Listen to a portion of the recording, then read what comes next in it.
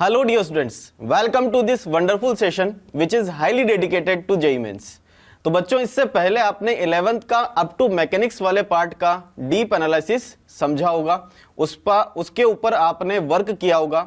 तो उससे रिलेटेड हम इस सेशन में 11th का जो सेकंड पार्ट है जिसमें हम एसएचएम, फ्लूइड और हीट एंड थर्मो, जो ये बड़ा पार्ट है जिससे अच्छा क्वेश्चंस पूछे गए हैं लास्ट फ्यू ईयर्स में, उसके ऊपर एनालिसिस करने वाले हैं। तो उसके लिए मैं इनवाइट करना चाहता हूं रोहित सर के लिए। Thank you sir, thank you Surendra sir. तो बच्चों, जैसा कि आज आप सेशन की हेडिंग देख पा रहे हो, आज हम डिस्कशन करने वाले हैं topics fluid, SHM and heat and thermo को लेकर। तो इसके रिगार्डिंग कुछ बातें हम आज करने वाले।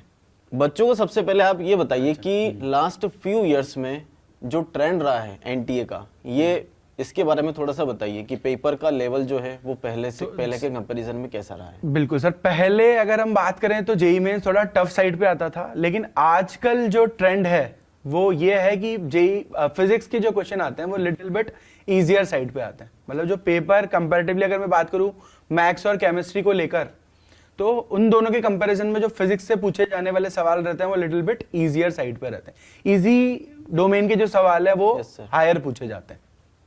तो मतलब इजी क्वेश्चंस को अगर अच्छे से अटेम्प्ट कर ले बच्चा तो बिल्कुल अच्छा स्कोर कर सकता है। हाँ सर, फिजिक्स में तो लगभग फॉर्मूला बेस्ड सवाल ही पूछे जाते हैं और वो रिलेटिवली इजी भी होते हैं। Yes sir. तो बच्चों आपने देखा कि फिजिक्स का जो इजी पार्ट है, अगर आप उसको भी अच्छे से करके आ जाते हैं पेपर में, तो उसकी वजह से भी आपका स्कोर एक अच्छा खासा इंप्रूवमेंट हो सकता है आपके स्कोर में।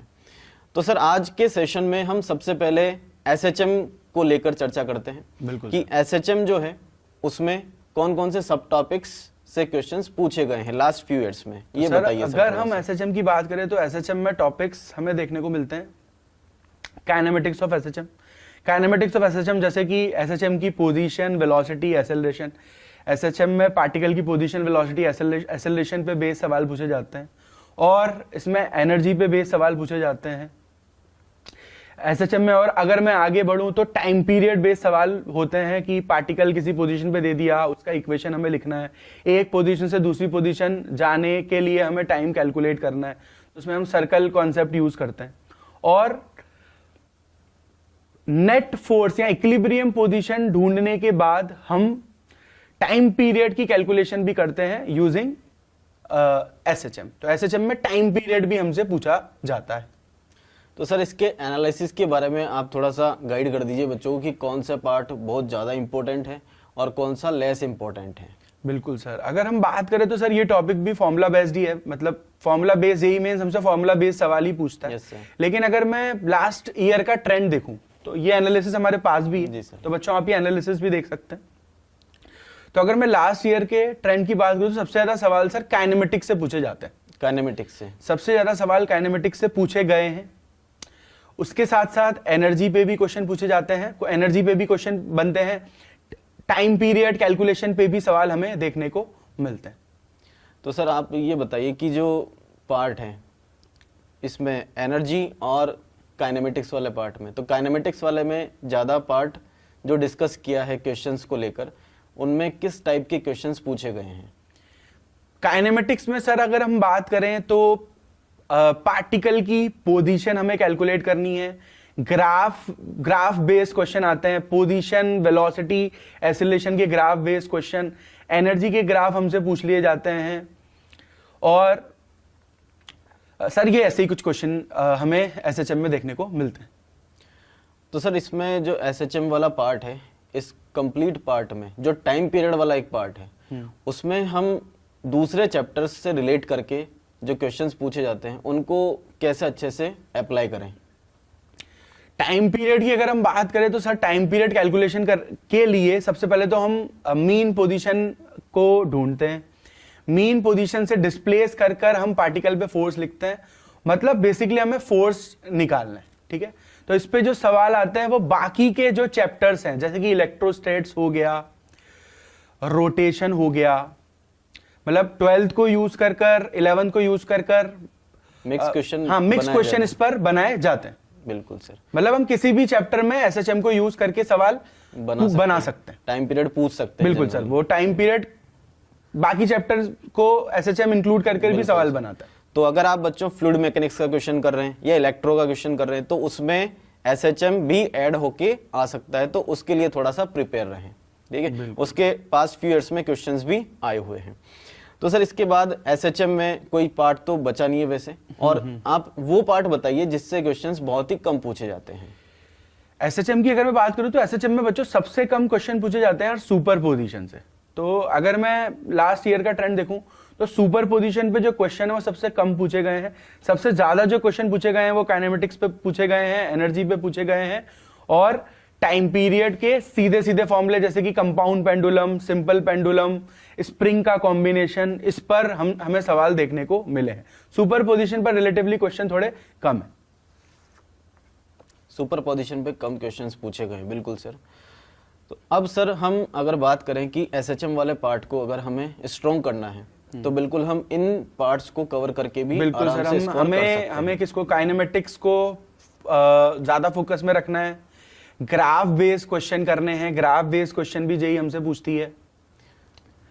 सर और एक बात ये बताइए बच्चों को कि सर पेपर को किस तरीके से हमें अटेम्प्ट करना चाहिए, थोड़ा सा इसके बारे में गाइड कर दीजिए, उसके बाद हम नेक्स्ट टॉपिक पे आते हैं। बच्चों पेपर की अगर मैं बात करूं तो पेपर अटेम्प्टिंग में आपको क्या करना है, सबसे पहले तो इजी जो क्वेश्चन अपने को देखने को मिलते हैं पेपर अटेम्प्ट करते वक्त में कुछ चीजों का ध्यान रखना है। वे पेपर में सबसे पहले हमें वो क्वेश्चन सिलेक्ट करने हैं जो हमें इजी लग रहे हैं, ठीक है। उसके बाद दूसरे राउंड में जो मॉडरेट और टफ सवाल हैं हमें उनको सॉल्व करना है। तो पहले आप इजी क्वेश्चन को सॉल्व करिए, पहले अपना स्कोर बना लीजिए, फिर जो मॉडरेट और टफ साइड पे क्वेश्चन आते हैं थोड़ा सा उनको देखिए।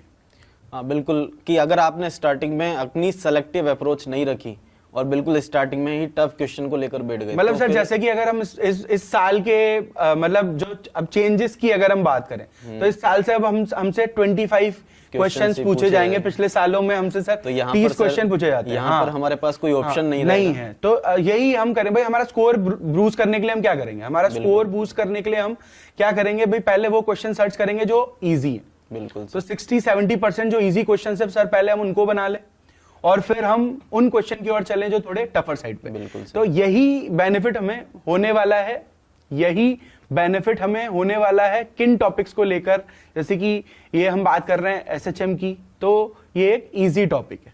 बिल्कुल सर। तो बच्चों पर नेक्स्ट टॉपिक पे चलते हैं। तो सर नेक्स्ट टॉपिक जो है अपना वो है फ्लूइड मैकेनिक्स। तो फ्लूइड मैकेनिक्स के बारे में आप थोड़ा सा सब टॉपिक्स के बारे में बताइए बच्चों को। सर फ्लूइड बेसिकली हमारे पास 3 पार्ट से मिलकर बना है, fluid statics, fluid dynamics, surface tension and viscosity. बिल्कुल सर।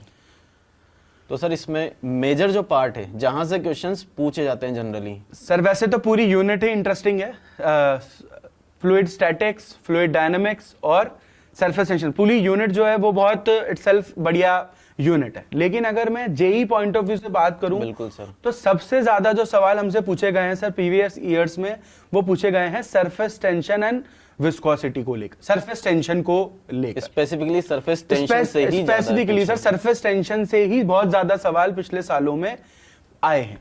बिल्कुल। तो प्रायोरिटी पे अगर हम रखें तो सबसे पहले हमें फ्लूइड पढ़ते वक्त क्या ध्यान रखना चाहिए, हमें पहले सरफेस टेंशन पढ़ना चाहिए, फिर उसके बाद हमें किस पे जाना चाहिए, fluid statics, fluid dynamics cover करना चाहिए। मतलब जब हम अपनी प्रिपरेशन कर रहे हैं तो प्रिपरेशन के वक्त ये ध्यान रखें कि जिस पे सवाल ज्यादा है उस पे फोकस ज्यादा, और जिस पे रिलेटिवली सवाल कम है फिर बाद में फोकस उस पे लेके आना है। तो सर ये जो एनालिसिस है अपना, जो एनालिसिस यहाँ पे हम डीप एनालिसिस करके लेकर आए हैं बच्चों के लिए, तो वो उस एनालिसिस के बारे में जो लास्ट फ्यू ईयर्स का एनालिसिस है उसमें अगर देखा जाए तो डायनेमिक्स से ही ज्यादा क्वेश्चंस, सरफेस टेंशन, डायनेमिक्स, इन्हीं टॉपिक से ज्यादा क्वेश्चंस पूछे गए हैं। सरफेस टेंशन से और डायनेमिक्स से। डायनेमिक्स की अगर मैं बात करूं तो डायनेमिक्स में सवाल बनते हैं बर्नौली थ्योरम से। तो बर्नौली थ्योरम से रिलेट करती है प्रेशर को, प्रेशर एनर्जी को, kinetic energy per unit volume को और potential energy per unit volume को। तो मतलब इस रिलेशन पे बेस काफी सवाल हमारे एग्जाम में पूछे जाते हैं। जैसे कोई लिक्विड है, किसी ट्यूब से गिर रहा है तो उसकी वेलोसिटी नीचे जाने पर क्या हो जाएगी, वेलोसिटी ऑफ एफ्लक्स पर सर काफी सवाल पूछे जाते हैं, वेंचुरी मीटर पर सवाल पूछा जाता है। सारे मतलब देखा जाए तो बर्नौली के एप्लीकेशन, हाँ, बर्नौली के एप्लीकेशन पर सबसे ज्यादा सवाल सर हमें देखने को मिलते हैं। Yes sir. और सरफेस टेंशन में सर जो बच्चा कहीं अटक सकता है तो वो कई बार सिली मिस्टेक्स कर देता है, तो वो किस पार्ट में कर सकता है? सरफेस टेंशन में अगर हम बात करें तो सरफेस टेंशन के काफी पार्ट्स हैं, जिसमें कि एक्सेस प्रेशर की अगर हम बात करें, एक्सेस प्रेशर, तो एक्सेस प्रेशर में बच्चे थोड़े कंफ्यूज रहते हैं कि ड्रॉप में हमें एक्सेस प्रेशर कैसे लिखना है, बबल में हमें एक्सेस प्रेशर कैसे लिखना है। तो ड्यूरिंग द प्रिपरेशन अगर हम प्रैक्टिस करते वक्त ध्यान रखें कि फॉर्मूला क्या है, फॉर्मूला की मतलब फॉर्मूले की एप्लीकेशन पर हम फोकस करें तो हमें उसमें क्लैरिटी आ जाएगी। एक्सेस प्रेशर हमें कैसे लिखना है, बबल में कहाँ 2 का फैक्टर आने वाला है और कहाँ 4 का फैक्टर आने वाला है। Yes sir. तो कई बार क्या है, जल्दी में क्वेश्चन पढ़ते हैं एग्जाम में, तो वहां बच्चे वो 2-4 के फैक्टर में थोड़ी गड़बड़ कर देते हैं। गड़बड़ अगर हो गई तो फिर वो पूरा क्वेश्चन बिल्कुल नेगेटिव मार्किंग में चला जाएगा। तो इस बात का आपको ध्यान रखना है बच्चों। तो हम सब टॉपिक्स के साथ साथ कुछ सिली मिस्टेक्स जो एग्जाम पेपर में हो जाती हैं उसकी भी चर्चा आपसे कर रहे हैं, ताकि आप उन पे अच्छे से फोकस करें कि वो गलती आपसे एटलीस्ट पेपर में ना हो। तो सर इसके बाद हम सीधा चलते हैं नेक्स्ट टॉपिक पे, जो कि अपना एसएचएम है, सॉरी हीट एंड थर्मोडायनेमिक्स है। तो हीट एंड थर्मोडायनेमिक्स के बारे में सर बच्चों को थोड़ा सा गाइड करिए कि इसमें एनसीईआरटी का कौन कौन से चैप्टर्स जो हैं वो इंक्लूडेड हैं। बच्चों अगर मैं हीट एंड थर्मो की बात करूं तो हीट एंड थर्मो सबसे स्कोरिंग चैप्टर है ना। मतलब इसमें जो क्वेश्चन आते हैं मैकेनिक्स के तुलना में, वेव्स की तुलना में जो क्वेश्चन रहते हैं इजी है ना। अगर हमें फॉर्मूला आता है तो सीधे फॉर्मूले की एप्लीकेशन करके हम ये सवाल कर सकते हैं। बात करूं अगर मैं टॉपिक्स की, तो टॉपिक इसमें आते हैं calorimetry, conduction, radiation, thermal expansion, KTG and thermodynamics. तो सर इसके लास्ट फ्यू इयर्स का ट्रेंड्स भी बच्चों को दिखा दें आप। बिल्कुल सर। ये बच्चों जैसे कि ये एनालिसिस आपको दिख रहा है यहाँ पर, तो इसमें आपको यह आइडिया मिल जाएगा कि ज्यादा कौन सा टॉपिक है जिससे ज्यादा क्वेश्चन पूछे गए। फिर भी मैं अगर थोड़ी सी चर्चा करूं टॉपिक्स की, जैसे मैं अगर बात करूं केटीजी की, तो केटीजी में जो ज्यादा सवाल पूछे गए हैं वो पूछे गए हैं किससे, स्पीड्स पर। मतलब जो हमारी स्पीड है, VRM speed, average speed, probable speed, उस पे सवाल काफी पूछे गए हैं, उस पे काफी सवाल पूछे गए हैं। स्पेसिफिक हीट में डिग्री ऑफ फ्रीडम गामा को रिलेट करके काफी सवाल हमसे पूछे गए हैं। Specific heat at constant pressure, specific heat at constant volume, Mayer's relation पर सवाल हमारे एग्जाम में आए हैं। और सर थर्मोडायनेमिक्स में जो जनरल क्वेश्चंस पूछे जाते हैं वो किस तरीके से? थर्मोडायनेमिक्स में सर अगर मैं बात करूं तो फर्स्ट लॉ पर हमसे कुछ क्वेश्चन पूछे जाते हैं, डिफरेंट प्रोसेसेस पे क्वेश्चन हमसे पूछे जाते हैं, work done in different processes जैसे कि isothermal process, adiabatic process, isochoric process, isobaric process. Isochoric में तो खैर वर्क डन 0 ही होने वाला है। बिल्कुल सर। मतलब इसमें इंटरनल एनर्जी, वर्क, मतलब फर्स्ट लॉ की हम बात करें डेल क्यू बराबर del U plus delta W, तो मतलब हीट को, इंटरनल एनर्जी और वर्क को रिलेट करके क्वेश्चन पूछे जाते हैं इसमें। और मैं बात करूं तो सर इसमें ग्राफ के कन्वर्जन पर भी क्वेश्चन आ जाते हैं। एक हमें ग्राफ दे रखा है, साइक्लिक प्रोसेस दे रखी है, तो इसको हमें दूसरे पीवी ग्राफ को वीटी ग्राफ में कन्वर्ट करना होगा। मतलब कन्वर्जन ऑफ ग्राफ्स पे भी क्वेश्चन आते हैं। और थर्मो में सर अगर बात करें तो जैसे कि रेफ्रिजरेटर, कार्नोट इंजन, इस पे भी सवाल आते हैं। तो सर इसको भी जब हम प्रिपरेशन करें तो इसको भी हमें कवर करना है। तो सर जैसा देखा गया है कि लास्ट 10 इयर्स में जो एनटीए के फेवरेट टॉपिक्स हैं, मतलब जो एग्जाम कंडक्ट करवाने वाली एजेंसी है, पिछली बार तो कोई और थी, अब एनटीए कराता है, तो उसका जो फेवरेट टॉपिक्स हैं उसमें जहां से ज्यादा मैक्सिमम क्वेश्चंस पूछे गए हैं, ज्यादा क्वेश्चंस जो पूछे गए हैं उसमें हीट एंड थर्मो का जो केटीजी और थर्मोडायनेमिक्स वाला पार्ट है, सर वो भी उसका फेवरेट रहा है। इजी टॉपिक है और ज्यादा क्वेश्चन इस पे पूछे जाते हैं। तो हम ऐसा मान सकते हैं कि यहाँ पर अगर बच्चे इस पार्ट को भी अच्छे से कर ले तो बिल्कुल वो अच्छा स्कोर बिल्कुल सर। ये स्कोरिंग टॉपिक है तो बच्चों को करना ही चाहिए। मतलब मैकेनिक्स और वेव्स की तुलना में अगर करूं तो heat is on the easier side, और तो हमें इजियर साइड को कवर करना चाहिए, पहले कवर करना चाहिए। तो फर्स्ट बच्चे इस जहां से ज्यादा क्वेश्चंस पूछे गए हैं तो आप उनको पहली फर्स्ट प्रायोरिटी पे कवर करने की कोशिश करें। तो आपको पता है कि भाई टाइम जो है अब जेईई मेंस के फर्स्ट अटेम्प्ट का वो बहुत ही कम है, और अगर आपने फर्स्ट अटेम्प्ट अच्छे से दे लिया एग्जाम उसका, तो आपका जो टारगेट है जेईई एडवांस उसको भी आप अच्छे से प्रिपेयर कर पाओगे। उसके लिए भी आपके पास सफिशिएंट टाइम होगा, क्योंकि बोर्ड के एग्जाम में भी आपका अच्छा खासा टाइम जाता है।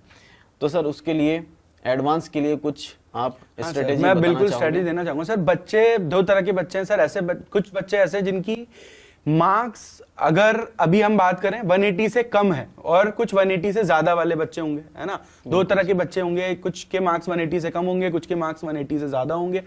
तो जिनके मार्क्स 180 से कम है तो वो अभी अपना फोकस सर मेंस ओरिएंटेड रखें, ज्यादा से ज्यादा पीवाईक्यू करें। जैसे कि अभी ब्रेक भी आने वाली है, दिवाली वेकेशंस आने वाली, तो ये अपना बैकलॉग कवर करें, और साथ में जो आगे टॉपिक जिनकी हम बात कर रहे हैं, बिल्कुल, जैसे ये अपन ने बात करी किसकी, हीट की, इन सब टॉपिक्स की, तो ये टॉपिक भी कवर करें, बैकलॉग भी कवर करें और ये भी कवर करें। और वो बच्चे जिनके मार्क्स 180 से ज्यादा हैं तो वो ये एम करें कि क्योंकि एग्जाम में 2 महीने बचे, तो ये इनको ये एम करना चाहिए कि हमें अपने फर्स्ट अटेम्प्ट में ही 99% स्कोर करना है मार्क्स को। ये आपका फर्स्ट टारगेट होना चाहिए कि जेईई मेंस के फर्स्ट अटेम्प्ट में अच्छा स्कोर हो जाए, ताकि एक प्रेशर जो है वो दिमाग में न रहे और बिल्कुल फ्री माइंड। जेईई मेंस के फर्स्ट अटेम्प्ट के बाद ही ये लोग किसकी ओर जुट जाए, एडवांस की ओर जुट जाए। तो जो बच्चे हाई स्कोरिंग बच्चे हैं, जिनका अच्छा प्रिपरेशन चल रहा है, जिनके मार्क्स अभी अच्छे आ रहे हैं, तो वो क्या करें, मेंस एडवांस दोनों को साथ में लेके चलें और पहले एग्जाम में 99 परसेंटाइल हिट करने की कोशिश करें। बिल्कुल सर। तो भाई रोहित सर ने आपको बताया कि स्टार्टिंग से ही अगर आप अच्छे से चलोगे, जो टाइम बचा हुआ है उसमें, तो आप एडवांस के लिए भी आप अच्छा खासा टाइम दे पाओगे। बिल्कुल सर, सही है सर। बिल्कुल सर। अब हम बात करते हैं अपने एंड सेशन की तरफ कि भाई लास्ट में सर आप बच्चों को क्या गुरु मंत्र देना चाहोगे? बच्चों, जैसा कि बिल्कुल लास्ट फाइनल टाइम आ गया है, तो अब आप क्या करिए, देखो ज्यादा से ज्यादा, मतलब हमें ये करना है कि अब ज्यादा से ज्यादा क्वेश्चन हम अटेम्प्ट करें।